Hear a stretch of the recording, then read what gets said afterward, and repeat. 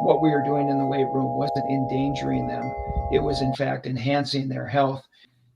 I think that's one of the biggest problems right now. You mentioned explosive and ballistic type movements.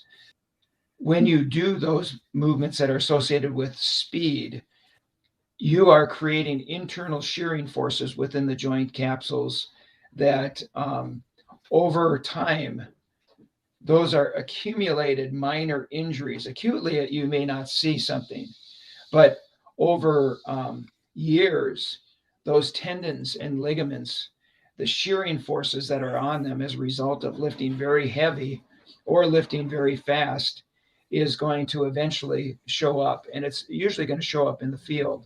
So an athlete is injured on the field, but the initial insult of the damage that was caused was a result of the training in the weight room. And it's that causal link that coaches really have a hard time seeing. They say, well, the injury happened in the field. It didn't. It started in the weight room.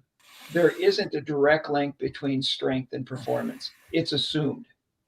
But what's not assumed is I know that if I get their joint capsules stronger through strength training, if I get their muscles stronger, their bones thicker, their tendons thicker and stronger, I can definitely say that they are at a less chance of injury when they play the game.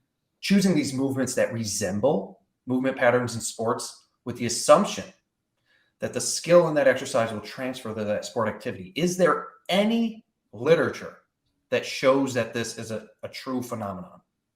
No. Again, it's kind of part of the fitness and sport lore. When I was with the Jacksonville Jaguars, I had a salesman come in my weight room, and he was trying to sell me heavy footballs. Byron throws this heavy football through the off season. Not only are we training his throwing muscles, but we're also improving his skill set all at the same time. If you think with a logical mind that if you throw a heavier ball, you're going to have to adjust your throwing mechanics because of the weight of the ball.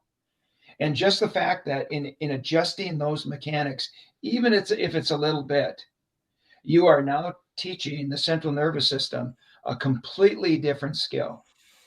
And in fact, if research shows anything, it shows that if you do try to simulate a movement like with a heavy football, you will in fact screw that athlete up more than help them.